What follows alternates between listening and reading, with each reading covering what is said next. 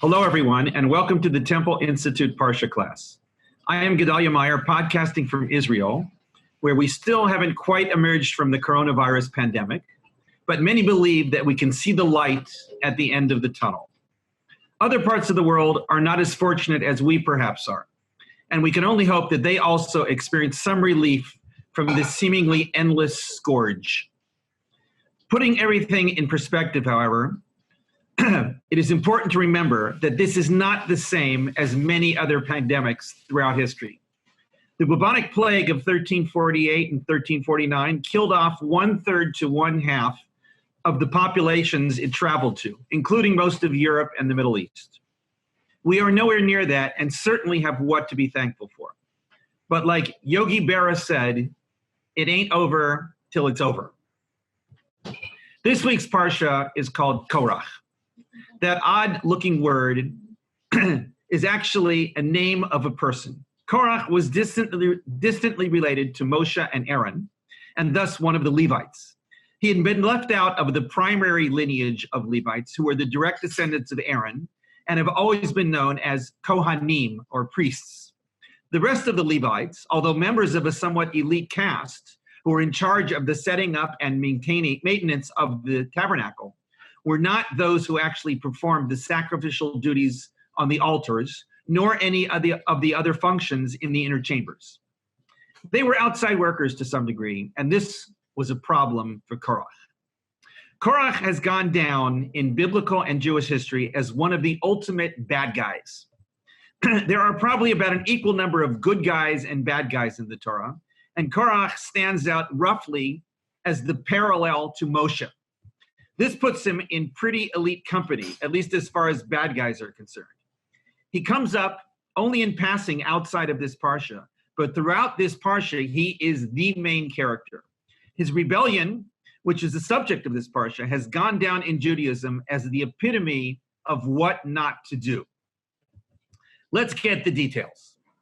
The Parsha introduces him pretty much out of the blue. It states outright, with no prior expectation, that he took, along with his co-conspirators Datan and Aharon, that's their names, a group of 250 men who were of some fame and importance in the community at large, and went straight up against Moshe and Aharon. Their principal beef was that Moshe and Aharon had taken all the glory to themselves and left none for anyone else. They claimed that, quote, all of the people in the community are holy, and God is with them. Why are you setting yourselves above God's congregation? That was their main problem. This sounds like a popular rebellion, if there ever was one. Popular rebellions tend to be popular, so it should come as no surprise that within about a day, Korach had pretty much everybody at least curious about what he was up to. But before that happened, Moshe tried to head things off at the pass. He attempted to reason with Korach first, and then with Datan and Aharon. With Korach, who was the only Levite of the rebels, he proposed a kind of test that would determine once and for all who it was that God desired to be in charge of the offerings. He reminded Korach that he had received a position of importance as a Levite, and that what he was asking for was really beyond his station. With Datan and Aharon, who were not Levites at all, he simply tried to speak, but they refused this outright, saying that Moshe had only succeeded in taking them out of a fruitful land and bringing them to die in the desert. They claimed that Moshe's entire enterprise was to, quote, pull the wool over their eyes. These were fighting words, and Moshe took them as such. The battle lines were drawn. Things reached a crescendo the next day when the biblical equivalent of high noon arrived and the test of who God really desired would take place. Instead, however, God told Moshe that he would destroy everyone involved in the rebellion, possibly meaning just Korach's small band, and possibly meaning all of the Israelites, for granting them an audience. Moshe and Aharon fended off this typically rash threat from God and said that only those responsible should suffer the consequences. God's revised plan, seemingly in response to this, was to have Moshe remove himself and everyone else from the vicinity of the residence of Korah, Datan, and Abiram. When these instructions were followed, Moshe made a highly unusual claim.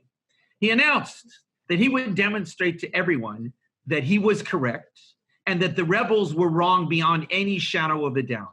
His prediction was that, quote, if these men die like other men and share the fate of all people, then God has not sent me.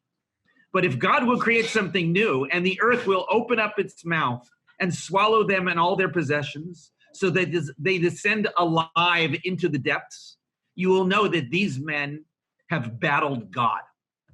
When Moshe finished this remarkable declaration, things happened exactly as he predicted.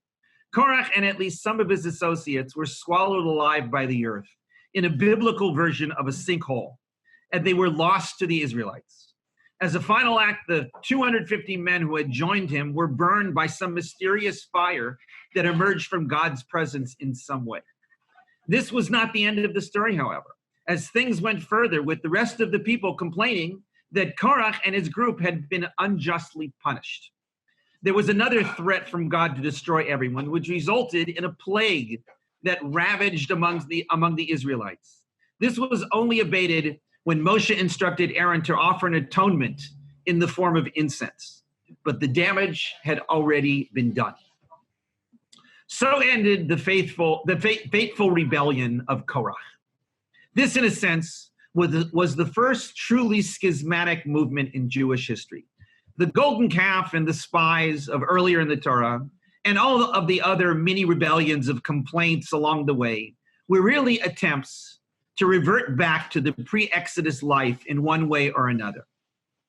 Korah had no such desire. He simply wanted to straighten things out as far as the priesthood was concerned and to make things more egalitarian. That it had to end in this tragic way is an unfortunate but highly biblical consequence of going against the central authority of God. In the Bible, unlike the way things are in our times, it seems that things have to be all or nothing. There can be no second guessing God. What is particularly strange about this whole incident is this business of Moshe's predictive declaration. Why did he have to go to such extremes to make his point? Why did he go so far out on a limb to suggest that if the rebels died a natural death, that would prove that he had never been sent by God?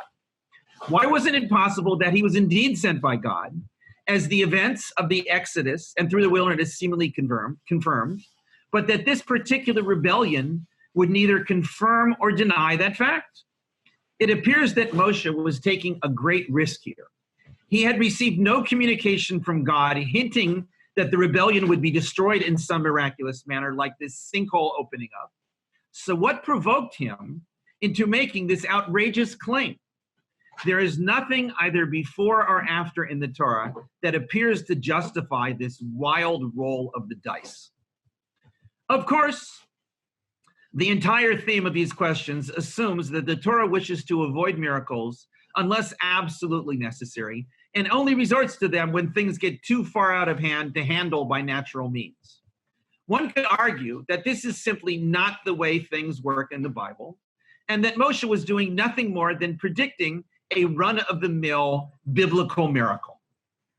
There is, however, considerable evidence in the Bible that dying a natural death as a consequence of some sin or some problem by no means indicates that the sinner was being forgiven and the accuser was in the wrong.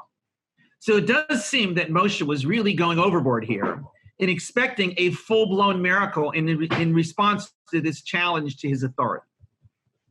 Perhaps the answer to this question comes from the very human need to prove a point. Sometimes points can be proven through mundane and simple means. A little bit of logic or a conclusive demonstration on one side or the other can really hit the spot and settle matters. At other times, things are not so clear. In addition, there are certain cases when things have to be decided convincingly and definitively once and for all. If matters are left up in the air, even a little bit, the problem is sure to come back again in the future. The golden calf was such an event. If things had been left vague, then golden calf-like events would take place again and again, which it happens, they did.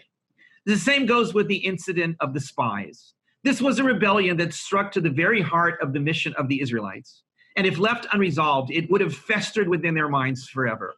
An entire generation had to die in the wilderness so that a new generation could arise who were unencumbered by that old mentality. Korach's rebellion also, although it doesn't strike us as nearly as severe as either the golden calf or the spies, needed to be dealt with definitively and conclusively. Such challenges to authority would arise in the future, and they would always take their toll on the integrity and the unity of the Israelites and the Jews. This had to be nipped in the bud. Moshe knew this, and he was willing to stake his entire legacy on a conclusive outcome to this little rebellion. Logical reasoning with these guys didn't work. If he let things just simmer down, they would never go away. If it wasn't Korach and his complaints, it would be someone else and theirs. Moshe realized, perhaps, that the only way to really resolve this problem that would ensure a relatively unified and productive future was to shut off any possibility of doubt. So he put it all on the line. This, for better or for worse, is the way that things have to be handled at times. We may not like doing things this way, but that doesn't mean that they don't have to be done. Of course, we don't always have God to depend on to open up a hole for us in the earth to swallow our problems or those with whom we are battling. But the point is still there. Sometimes things have to reach a clear conclusion that brooks no doubts.